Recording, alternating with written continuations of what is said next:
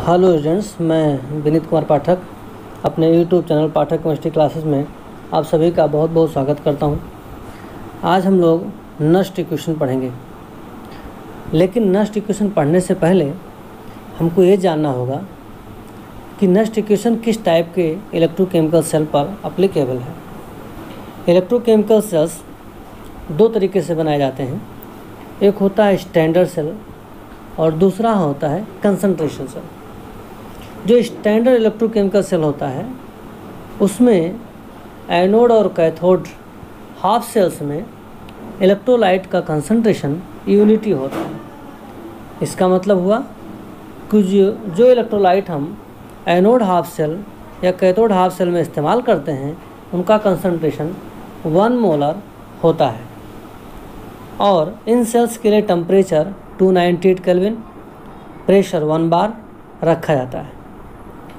अगर किसी electrochemical cell में प्रेशर 1 बार है, टेम्परेचर 298 केल्विन है और कंसंट्रेशन ऑफ इलेक्ट्रोलाइट 1 मोलर है, तो ऐसे इलेक्ट्रोकेमिकल सेल को हम स्टैंडर्ड सेल कहते हैं। दूसरी तरफ होते हैं हमारे कंसंट्रेशन सेल। कंसंट्रेशन सेल वे सेल हैं जिनमें इलेक्ट्रोलाइट का कंसंट्रेशन 1 मोलर नहीं होता। अगर किसी इलेक्ट्रोकेमिकल सेल में एनोड हाफ सेल और कैथोड हाफ सेल्स के इलेक्ट्रोलाइट का कंसंट्रेशन 1 मोलर कंसंट्रेशन के बराबर नहीं है, इससे ज़्यादा है या इससे कम है, तो हम ऐसे सेल को, ऐसे इलेक्ट्रोकेमिकल सेल को कंसंट्रेशन सेल कहते हैं। कंसंट्रेशन सेल्स में इलेक्ट्रोड का पोटेंशियल कैलकुलेट करने के लिए, कंसंट्रेशन सेल का सेल पोटेंशियल कैलकुलेट करने के लिए नस्ट इक्वेशन का इस्तेमाल किया जाता है। नस्ट इक्वेशन का इस्तेमाल करने से पहले हम ये देखते हैं कि इलेक्ट्रोलाइट का कंसंट्रेशन 1 मोलर कंसंट्रेशन से ज़्यादा और या कम होना ज़रूरी है। We have assumed in the previous section that the concentration of all the species involved in the electrode reaction is unity. This need not be always true. Nast equation shows that for the electrode reactions. अब Nernst ने बताया कि जो concentration cell हैं उनमें electrode का reaction कैसे होता है और उन कंसंट्रेशन सेल के इलेक्ट्रोड के पोटेंशियल कैसे हम कैलकुलेट कर सकते हैं। स्टैंडर्ड इलेक्ट्रोड पोटेंशियल कैलकुलेट करने के लिए हम SHE का इस्तेमाल कर सकते हैं, रेफरेंस इलेक्ट्रोड का इस्तेमाल कर सकते हैं। और कंसंट्रेशन सेल का जब हमको इलेक्ट्रोड पोटेंशियल निकालना होता है तो यहाँ पर हम नस्ट इक्वेशन का हेल्प ले करके निकाल सकते हैं। नस्ट इक्वेशन का जनरल फॉर्म है यहाँ पर E metal ion oblique metal is equal to E0 metal ion oblique metal minus RTNF ln m by metal ion, metal by metal ion concentration. ln natural log है, natural logarithm है। यहाँ पर EM का मतलब है electrode potential of metal electrode, और यहाँ पर लिखा EM n+/m ऐसा लिखा गया। मतलब इलेक्ट्रोड पोटेंशियल, किसी भी इलेक्ट्रोड को रिप्रेजेंट करने के लिए हम उस इलेक्ट्रोड मेटल के मेटल आयन और मेटल का रेशियो लिखते हैं। तो metal ion by metal, E metal ion by metal, इसको हम कहते हैं किसी भी इलेक्ट्रोड का इलेक्ट्रोड पोटेंशियल। अब इसको हम ऐसे समझ सकते हैं कि metal electrode potential of electrode potential of electrode of reference cell is equal to standard electrode potential of that electrode minus RT/NF ln metal by metal ion concentration, ये होता है। लेकिन मेटल का कंसंट्रेशन हमेशा यूनिटी होता है, इसलिए metal solid का कंसंट्रेशन इज इक्वल टू हम 1 ले सकते हैं और तब नेक्स्ट इक्वेशन बन जाएगा E metal ion by metal is equal to E nought metal ion by metal minus R T by N F L N 1 by metal ion concentration. अगर हम कापर और जिंक इलेक्ट्रोड की बात करें तो copper electrode के potential को represent करेंगे हम E copper ion by copper metal item is equal to E naught copper ion by copper metal item minus R T by N F logarithm natural log 1 by copper ion.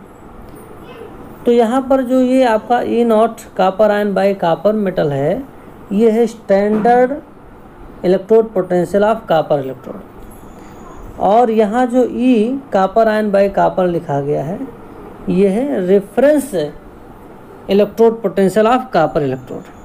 ये दोनों में difference है। ऐसे ही हम zinc electrode का भी electrode potential लिख सकते हैं। जिंक इलेक्ट्रोड का इलेक्ट्रोड पोटेंशियल होगा E Z N metal ion by zinc metal item is equal to E naught zinc metal ion by Z N minus R T by N F log natural log 1 by zinc metal ion concentration.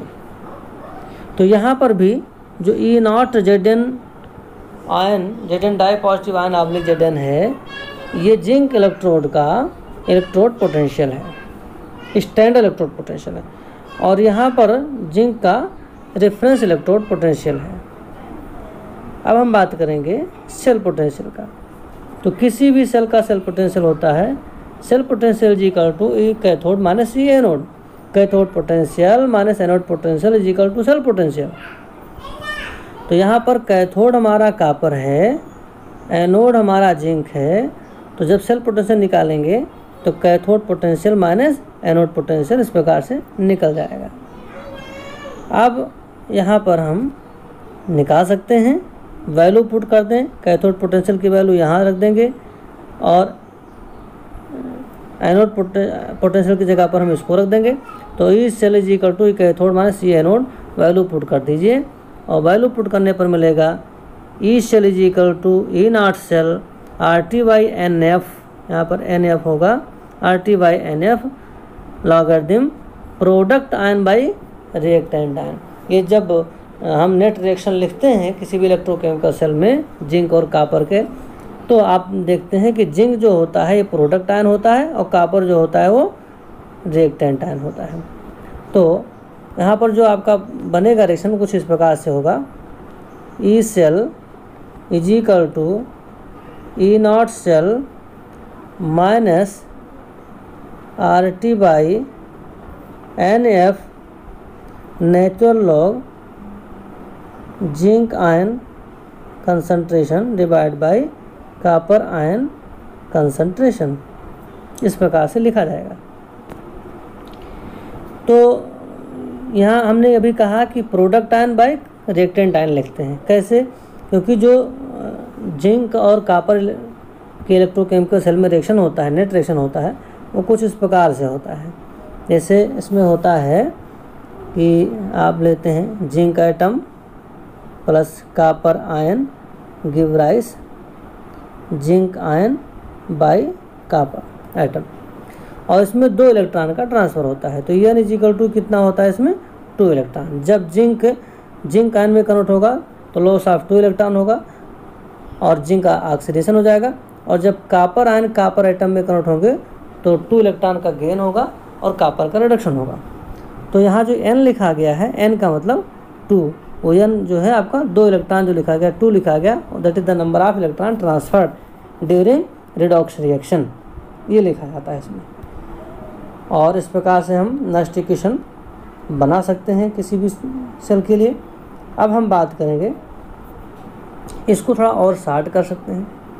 कैसे short कर सकते हैं हम कि अब हम are की value रख दें, एफ की वैल्यू रख दें, टी की वैल्यू रख दें। एफ ये फैराडे है, एफ की वैल्यू कितनी होगी 96487 कूलम, 96487 कूलम, ये होगा फैराडे 1 की वैल्यू होगी, 1 फैराडे वैल्यू इसको रख सकते हैं। तो यहाँ पर एन की वैल्यू 2 है ही, एफ की वैल्यू रख दीजिए, टी टेम्परेचर 298 केल्विन टेम्परेचर कर दीजिए, आर की वैल्यू रख दीजिए। तो आपको यही नष्ट इक्वेशन आपको जो मिलेगा वो कुछ इस प्रकार से होगा। E cell is equal to E not cell, यहाँ पर ई नॉट सेल नहीं होगा, ऐसे लिखेंगे E cell is equal to E not cell minus 0.0592 by 2, फिर आपका होगा लॉग बेस 10 में कर देंगे product ion by reactant ion. Product ion by reactant ion मतलब हो गया zinc ion divide by copper ion concentration. इस प्रकार से लिख देंगे हम। जब हम ली-शास्त्रीय प्रिंसिपल पढ़ते हैं या लॉ ऑफ मास सेक्शन पढ़ते हैं तो उसमें हम इक्विलिब्रियम स्टेट पर product ion by reactant ion को हम क्या लिखते हैं, Kc लिखते हैं। तो यहाँ पर हम Kc का भी इस्तेमाल कर सकते हैं इसकी जगह पर। Product ion by reactant ion को हम क्या लिखते हैं, Kc लिखते हैं। तो यहाँ Kc भी इसकी जगह पर इस्तेमाल कर सकते हैं और तब आपका जो होगा रिएक्शन इक्वेशन बनेगा होगा E cell is equal to E not cell minus 0.0591 divide by आपका हो जाएगा 2 और लास्ट में क्या मल्टीप्लाई कर देंगे Kc। यहाँ आप Kc मल्टीप्लाई कर सकते हैं, ठीक है। तो Kc इक्विलिब्रियम स्टेट के लिए इस्तेमाल किया जाता है और उसको यहाँ ऐसा Q करके भी लिखा गया रिएक्शन कोएफिशिएंट। अगर आपका जो कंसंट्रेशन है मोलर यूनिटी नहीं है तो वहाँ पर हम जो है Q का भी इस्तेमाल कर सकते हैं। Cell potential is equal to standard cell potential minus RT ln Kc। यहाँ पर ln लिखा आता है तो ये नेचुरल लॉग है। नेचुरल लॉग को जब हम नेचुरल लॉग को लॉग बेस 10 में कन्वर्ट करेंगे तो आपकी वैल्यू जो आती है ln इज इक्वल टू हो जाएगा 2.303 लॉग बेस 10, ये जिसको हम लॉग लिख देते हैं। तो इस प्रकार से ln को लॉग में कन्वर्ट कर दीजिए, ln की वैल्यू रख दीजिए लॉग बेस 10 में, नेचुरल लॉग को लॉग बेस 10 में लाइए। तो इसके लिए आपको 2.303 लॉग लिखना पड़ेगा। r की वैल्यू रख दीजिए, t की वैल्यू रख दीजिए, f की वैल्यू रख दीजिए। तो जो वैल्यू आती है वो 0.0592 आती है, 0.0592। और मैंने कहा कि यहाँ लास्ट में आप जो मिलता है वो मिलता है product ion by reactant ion of redox reaction takes place in electrochemical cell. Product ion और रिएक्टेंट आयन के लिए हम रिएक्शन कोएफिशिएंट Q का इस्तेमाल करते हैं और अगर इक्विलिब्रियम स्टेबल है तो Kc का इस्तेमाल करते हैं। तो और अगर कंसंट्रेशन यूनिटी है तो हम जो है Q नहीं लिखेंगे, सॉरी तब हम वहाँ पर जो है Q लिखेंगे। रेफरेंस इलेक्ट्रोड के लिए जब product by reactant ion concentration लिखा जाएगा तो उसके लिए यहाँ पर Q का इस्तेमाल करेंगे। RT बाई ln, ये NF की तरह आना चाहिए और इस प्रकार से बन जाएगा। नेक्स्ट आपका आता है equilibrium constant from Nernst equation. तो वही बात है, इक्विलिब्रियम कांस्टेंट के लिए थोड़ा सा यहाँ पर आपको समझना होगा कि जब हम जिंक कॉपर का इलेक्ट्रोकेमिकल सेल बनाते हैं तो ऐसे में होता क्या है कि जो कॉपर आयन्स हैं उसका रिडक्शन होता रहता है, वो कॉपर एटम में कन्वर्ट होता रहता है। मतलब कि कॉपर आयन का कंसंट्रेशन डिक्रीज होता रहता है और जिंक का ऑक्सीडेशन होता है तो जिंक जो होता है जिंक आयन में कन्वर्ट होता है। इस प्रकार से इसमें जिंक आयन का कंसंट्रेशन बढ़ता रहता है। तो जब भी हम सर्किट कंप्लीट करते हैं डेनियल सेल में तो जिंक कॉपर का जो इलेक्ट्रोकेमिकल सेल बनता है उस सेल में कॉपर आयन का कंसंट्रेशन लगातार घटता रहता है और जिंक आयन का लगातार कंसंट्रेशन बढ़ता रहता है। ये चलता रहता है और इस समय क्या होता है कि जो वोल्टेज है वोल्टामीटर में आप देखेंगे तो वो वोल्टेज भी धीरे धीरे डिक्रीज होता चला जाता है। तो जैसे जैसे टाइम पास होता है वोल्टामीटर में जो वोल्टेज है वो डिक्रीज होता रहता है और एक समय ऐसा आता है जब कॉपर आयन और जिंक आयन का कंसंट्रेशन जो होता है वो कांस्टेंट हो जाता है। इसमें कोई ज़्यादा चेंजिंग अब नहीं होता, ना तो जिंक आयन के कंसंट्रेशन में ज़्यादा इंक्रीजमेंट होता है ना ही कॉपर आयन के कंसंट्रेशन में डिक्रीजमेंट होता है। तो इस स्टेज को हम कहते हैं इक्विलिब्रियम स्टेज। और ऐसे स्टेज पर जो वोल्टेज होता है जो रीडिंग होती है वो जीरो हो जाती है। वोल्टामीटर की रीडिंग क्या हो जाती है, जीरो हो जाती है। अब वोल्टामीटर की रीडिंग जीरो हो गया, इसका मतलब होगा E cell is equal to क्या हो गया, जीरो हो गया। तो यहाँ पर E cell is equal to zero लिख देंगे। तो फिर नस्ट इक्वेशन का इस्तेमाल करेंगे तो E cell is equal to क्या होगा, E not cell minus 2.303 RT RT log RT by NF log product ion by reactant ion, zinc ion by copper ion, ये होता है। तो यहाँ पर जो सेल पोटेंशियल उसको होगा उसकी जगह पर 0 लगा देंगे, और जैसे ही 0 रखेंगे तो 0 equal to standard cell potential minus 2.303 RT by NF log zinc ion by copper ion हो जाएगा। और तब आपका जो है zinc ion by copper ion equilibrium state पर उसको क्या बोलते हैं, product ion by reactant ion को इक्विलिब्रियम स्टेट पर Kc बोलते हैं। तो उसकी जगह पर हम वैल्यू लिख देंगे Kc लिख देंगे, और जब R की, T की, N की, F की वैल्यू रख देंगे तो आपका ये इक्वेशन आ जाएगा 0.0592। और जो फाइनल आपका इक्वेशन सॉल्व करने पर आएगा, T की वैल्यू रख दीजिए आप, N की वैल्यू रख दीजिए, N की वैल्यू 2 है, T की वैल्यू ये हो गया, F की वैल्यू आप रख देंगे 96487 कूलाम ये रख देंगे, ठीक है। तो और 2.303 को मल्टीप्लाई कर देंगे, क्योंकि नेचुरल लॉग को लॉग बेस 10 में कन्वर्ट करना है।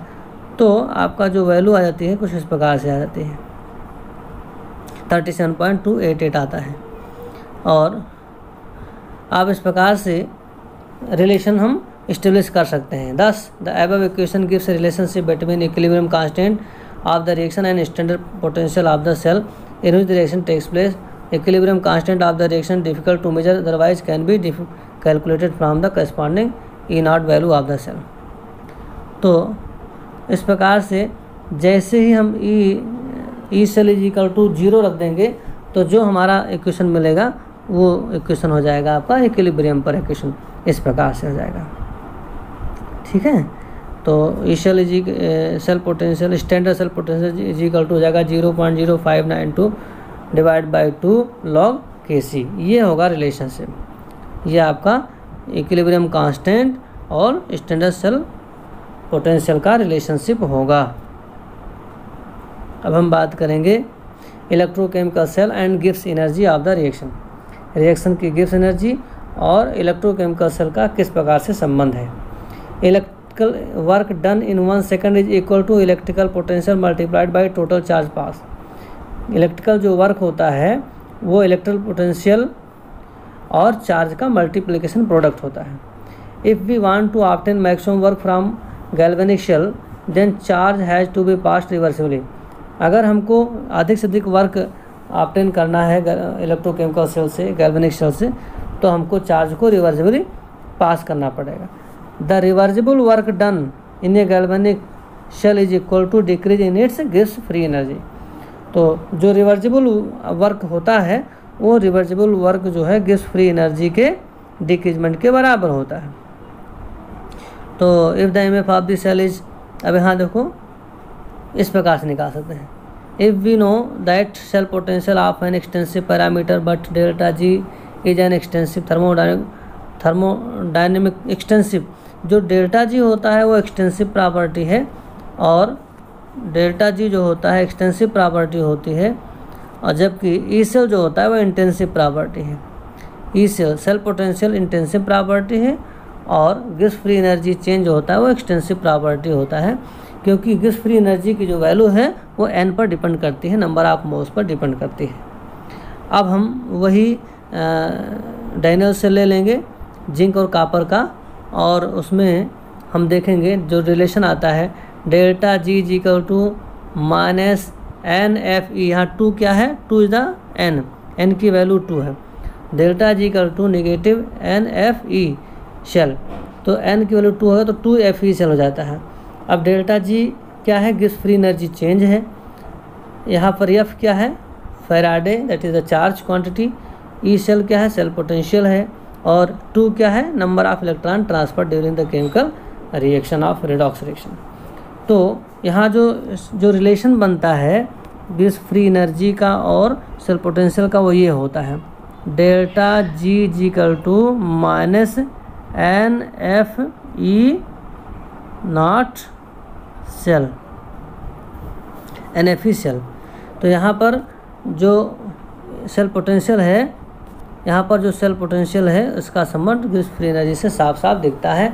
अगर गिव्स फ्री एनर्जी इंक्रीज होगा तो सेल पोटेंशियल डिक्रीज होगा, और जब सेल पोटेंशियल डिक्रीज होगा तो गिव्स फ्री एनर्जी इंक्रीज होगा, क्योंकि आगे माइनस का साइन लगा हुआ है इसमें। तो ये है अब इसके बाद में हम लोग जो है अध्ययन करने वाले हैं नेक्स्ट टॉपिक टॉपिक है लॉ ऑफ इंडिपेंडेंट माइग्रेशन, जिसको हम कोलराउश लॉ के नाम से भी जानते हैं। अब कोलराउश लॉ क्या है? कोलराउश लॉ जो है लिमिटिंग मोलर कंडक्टिविटी के बारे में बताता है। क्वेश्चन उठता है ये लिमिटिंग मोलर कंडक्टिविटी क्या है? लिमिटिंग मोलर कंडक्टिविटी को हम इस प्रकार से लिखते हैं डेल्टा नॉट एम।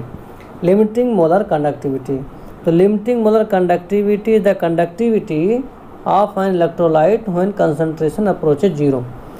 जब किसी इलेक्ट्रोलाइट सॉल्यूशन का कंसंट्रेशन जीरो हो जाता है तो उस समय उस इलेक्ट्रोलाइट के आयंस के द्वारा प्रोड्यूस किया हुआ टोटल कंडक्टिविटी कहलाता है लिमिटिंग मोलर कंडक्टिविटी। तो limiting molar conductivity can be defined as the conductivity when concentration approaches zero. तो अब इसको कैसे समझ सकते हैं? मान लो कोई एक इलेक्ट्रोलाइट है जिसका नाम है सोडियम क्लोराइड। तो जब हम सोडियम क्लोराइड को जो है डिजॉल्व करेंगे वाटर में तो ये रिलीज करेगा सोडियम आयन और क्लोराइड आयन। अब सोडियम आयन और क्लोराइड आयन के माइग्रेशन से, इनके मूवमेंट से कंडक्टिविटी अराइज होगी। तो जब कंसंट्रेशन ज़्यादा होता है तो इन आयंस के बीच का इंटर आयनिक डिस्टेंस कम होता है और उनके बीच फोर्स ऑफ अट्रैक्शन ज़्यादा काम करता है, जिससे कि उनका माइग्रेशन जो होता है वो फ्रीली नहीं हो पाता। तो हम जैसे जैसे डाइल्यूशन करते जाते हैं, जैसे जैसे इसमें सॉल्वेंट मिलाते जाते हैं, वाटर मिलाते जाते हैं, इन पॉजिटिव नेगेटिव आयंस के बीच का डिस्टेंस बढ़ता रहता है और इस डिस्टेंस बढ़ने की वजह से उनके बीच जो inter ionic forces of attraction है वो कमज़ोर पड़ते जाते हैं और डिग्री ऑफ फ्रीडम बढ़ती जाती है, इंडिपेंडेंट माइग्रेशन बढ़ता जाता है, जिससे कंडक्टिविटी बढ़ती चली जाती है। और एक समय ऐसा आता है जब कंसंट्रेशन लगभग जीरो हो जाता है। When concentration approaches zero, then क्या होता है? Cations becomes free to move completely and anions also becomes free to move independently. तो जब कंसंट्रेशन जो हो जाता है जीरो हो जाता है या जीरो के लगभग बराबर हो जाता है तो कैटायंस के द्वारा जो कंडक्टिविटी राइज होती है, सपोज दैट लैम्डा Na+, ये कैटायंस की कंडक्टिविटी होगी। इस कंडक्टिविटी को बोलेंगे हम limiting molar conductivity of sodium cation. और ऐसे ही जब कंसंट्रेशन जीरो हो जाता है तो क्लोराइड आयन के इंडिपेंडेंट माइग्रेशन से जो कंडक्टिविटी राइज होता है उसको हम बोलेंगे limiting molar conductivity of anion. अब total limiting molar conductivity of all cations and total limiting molar conductivity of anions will be equal to limiting molar conductivity of electrolyte, मतलब NaCl। तो यही है जो है कोलराउश का लॉ। कोलराउश लॉ कहता है कि किसी भी इलेक्ट्रोलाइट का लिमिटिंग मोलर कंडक्टिविटी उस इलेक्ट्रोलाइट के कैटायंस का टोटल लिमिटिंग मोलर कंडक्टिविटी और एनायंस की टोटल लिमिटिंग मोलर कंडक्टिविटी के सम के बराबर होता है। इसका मतलब हो गया limiting molar conductivity of an electrolyte is equal to limiting molar conductivity of all its cation and all its anion, sum of the all its cation and anions. तो इसको कहते हैं हम इंडिपेंडेंट माइग्रेशन ऑफ आयंस को बोलते हैं Kohlrausch law. अब इसको थोड़ा ऐसा देख सकते हैं, in a given if an electrolyte on dissociation gives V positive cation, V positive मतलब number of cations is equal to V, और V negative anions, then limiting molar conductivity is given by V positive limiting molar conductivity of all cation plus V negative limiting molar conductivity of anion. So आप इस प्रकार से कह सकते हो कि limiting molar conductivity of an electrolyte is equal to sum of individual limiting molar conductivity of all the cations and all the anions. इस प्रकार से इसको आप डिफाइन कर सकते हो। अब वीक इलेक्ट्रोलाइट जो होते हैं वीक इलेक्ट्रोलाइट उनको कहते हैं जिनका पार्शियल आयोनाइजेशन होता है, और स्ट्रांग इलेक्ट्रोलाइट उनको कहते हैं जिनका कंप्लीट आयोनाइजेशन होता है। तो जो वीक इलेक्ट्रोलाइट होते हैं इनमें जब हम डाइल्यूशन करते जाते हैं तो इनका डिग्री ऑफ डिसोसिएशन बढ़ता जाता है, जिसकी वजह से नंबर ऑफ आयंस बढ़ते जाते हैं और इनका जो कंडक्टिविटी है वो बढ़ता चला जाता है। इसका मतलब हो गया जैसे जैसे हम डाइल्यूशन बढ़ाते जाते हैं वीक इलेक्ट्रोलाइट्स की जो मोलर कंडक्टिविटी है वो बढ़ती चली जाती है, और जब डाइल्यूशन मैक्सिमम हो जाता है, कंसंट्रेशन 0 हो जाता है, तो ऐसे कंडीशन में जो वीक इलेक्ट्रोलाइट्स हैं इनकी जो कंडक्टिविटी है, मोलर कंडक्टिविटी है, उसको हम क्या कहते हैं, लिमिटिंग मोलर कंडक्टिविटी कहने लगते हैं। और लिमिटिंग मोलर कंडक्टिविटी की स्टेज वो स्टेज होती है जिसमें weak electrolyte almost completely dissociate हो चुका होता है। मतलब degree of dissociation weak electrolyte का व्हेन कंसंट्रेशन अप्रोचेज 0 ये हो जाता है equal to 1। At infinite dilution when concentration approaches 0, then electrolytes get completely dissociated and degree of dissociation that is given by alpha becomes equal to 1। और इसीलिए जब हम किसी वीक इलेक्ट्रोलाइट का डाइल्यूशन बढ़ाते हैं तो उसका कंडक्टिविटी क्या होती है, बढ़ती चली जाती है due to increasement in the degree of dissociation. अब हम बात करेंगे for weak electrolyte like acetic acid. Equation दिया हुआ है कि ए क्या है, ये वीक एसिड का डिसोसिएशन कांस्टेंट है, सी क्या है, कंसंट्रेशन ऑफ वीक इलेक्ट्रोलाइट है, अल्फ़ा क्या है, डिग्री ऑफ डिसोसिएशन है, लैम्डा एम क्या है, मोलर कंडक्टिविटी है, लैम्डा नॉट एम क्या है, लिमिटिंग मोलर कंडक्टिविटी। और एक क्वेश्चन आता है कि कोलराउस लॉ का एप्लीकेशन बताइए, कोलराउस लॉ का इस्तेमाल कहाँ कहाँ किया जाता है। तो यहाँ पर आप देख सकते हैं 3 इम्पॉर्टेंट यूजेज हैं कोलराउस लॉ के। पहला है we can calculate the molar conductivity at infinite dilution for weak electrolyte. दूसरा है calculation of degree of dissociation, हम अल्फ़ा की वैल्यू भी इससे कैलकुलेट कर सकते हैं। ठीक है, molar conductivity of weak electrolyte किसी भी एट इनफाइनाइट डाइल्यूशन हम कर सकते हैं, यानी लिमिटिंग मोलर कंडक्टिविटी भी निकाल सकते हैं किसी भी वीक इलेक्ट्रोलाइट का। और calculation of dissociation constant of weak electrolyte, तो Ka की वैल्यू भी निकाल सकते हैं। तो हम इसकी हेल्प से जो लिमिटिंग मोलर कंडक्टिविटी है, या हम डिग्री ऑफ डिसोसिएशन है, या डिसोसिएशन कांस्टेंट है, इन तीनों को हम कोलराउस लॉ के हेल्प से कैलकुलेट कर सकते हैं। तो आज के लिए इतना ही। आप लोगों को बहुत बहुत धन्यवाद। Thank you very much.